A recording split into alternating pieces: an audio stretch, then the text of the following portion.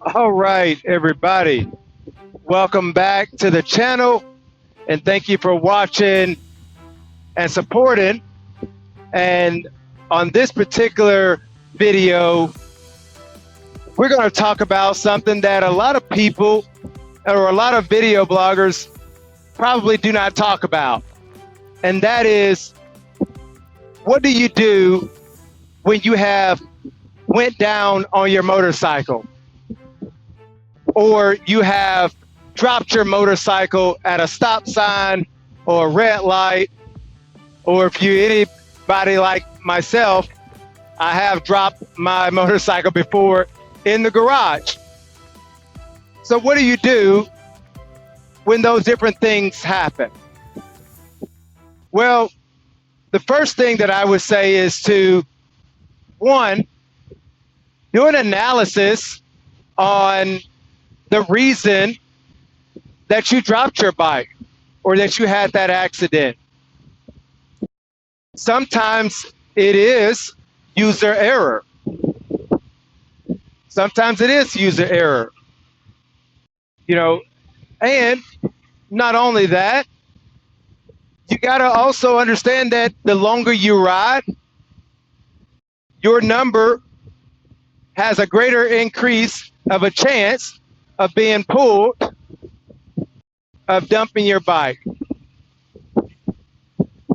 I have seen over my many years of riding, close friends of mine drop their bikes, and even myself. But after analyzing it, ask yourself, okay, what did I do wrong? Was I going too fast for my skill level? Did I make a complete stop at that stop sign? And did I set myself up for the curve or for that stop? Meaning, was I looking to see, when I came to that complete stop, was there oil at that stoplight? Many of us know that a lot of stoplights will have that dark spot in there. And when we come up, when we're stopping, we have that last couple of seconds where we just hold the front brake because both of our feet are going to be planted. And a lot of people, they come to that stop and land on the one foot while doing both brakes. But when you get older and your reaction time is not the same as it once was, and you have a passenger on the back, you need to make sure that both of your feet are going to be planted on the ground, right? And then we got to also ask ourselves, was I on a hill going up and going around the hill? Or was I going down the hill and the front tires do not have a lot of traction? But one thing I will say, the first thing that you do not do is you do not blame other people for your tragedy. Because the moment that you do that, to take blame off of yourself and cast it onto somebody else, you're telling everybody right then and there that it was your fault.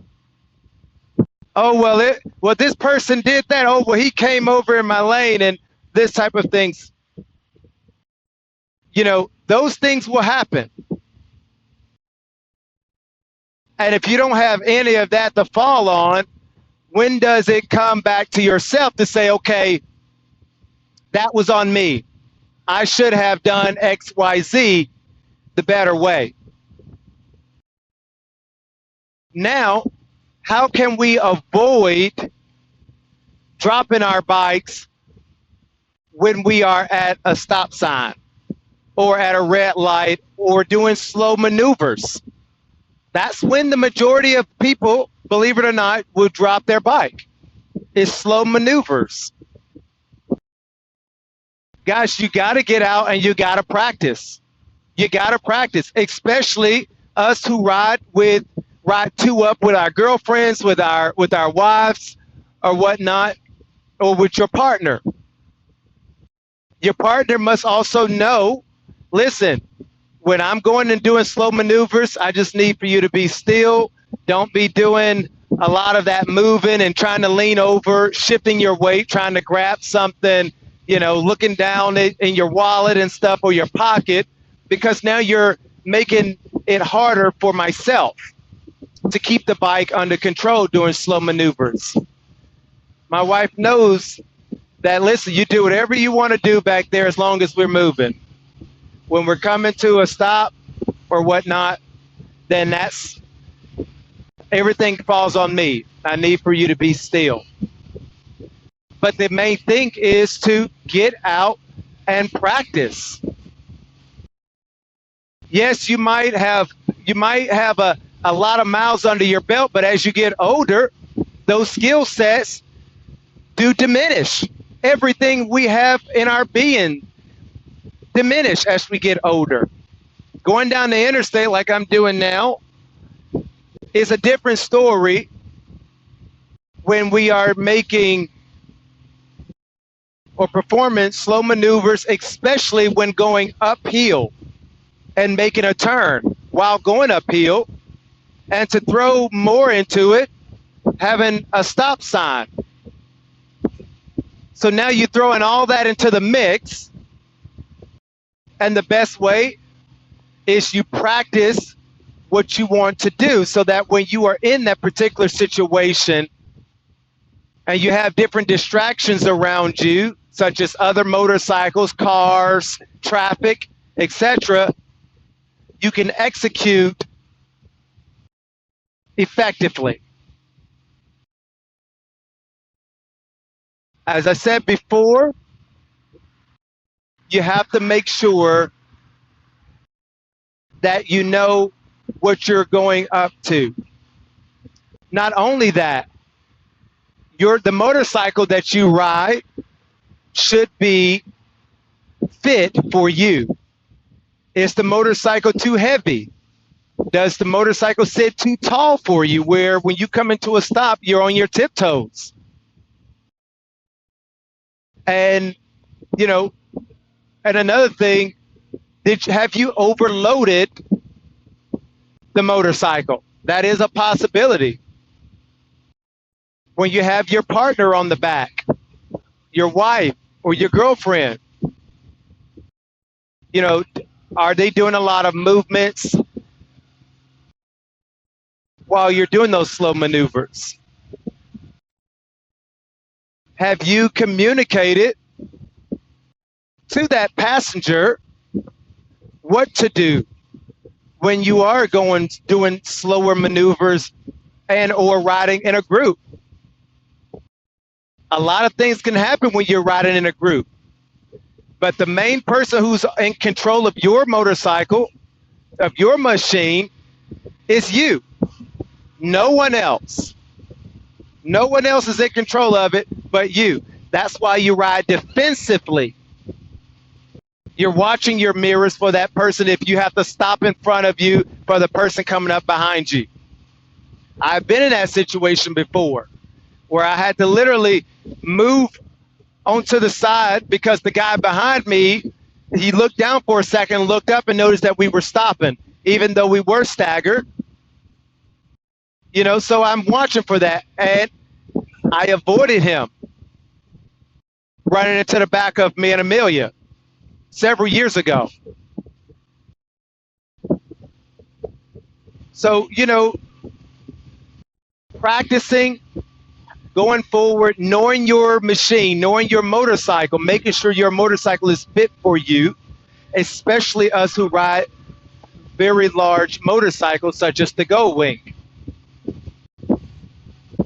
And then you throw into account that you are pulling a trailer plus some passenger. There are lowering kits that you can put on your motorcycle that will bring you lower to the ground. You can also lower your seat, get a custom seat that will sit you closer to the ground. The hardest thing is for us guys when we get older maybe it's time to go to a trike. Sorry to say it, but as you get older, you have to know yourself. Get out of your head, get out of ego, make sure that you're safe and your passenger is safe and people around you. When it's time to go to a trike, folks, go to a trike or hang it up, because you're putting a lot of other people in danger, including yourself.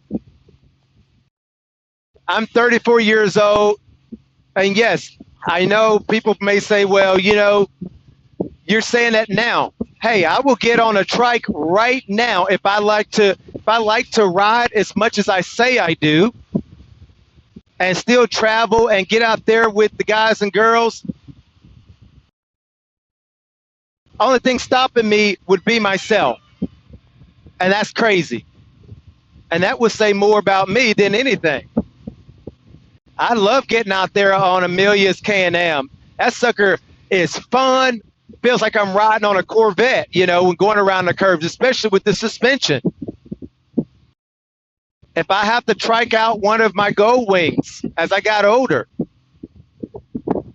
that's just what I got to do.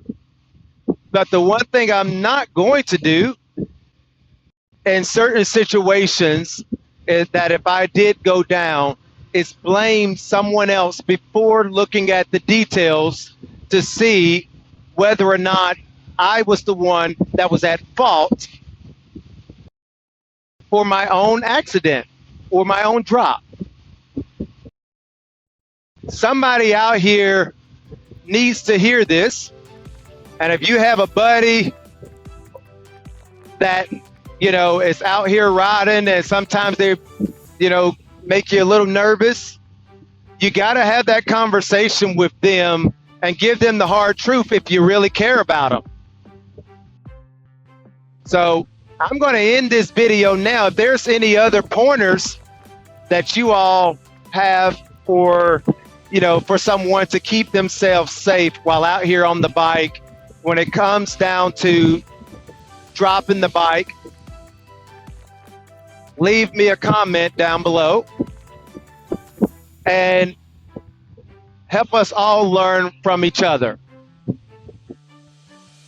Thanks, guys. And y'all have a great day and a blessed one. Peace.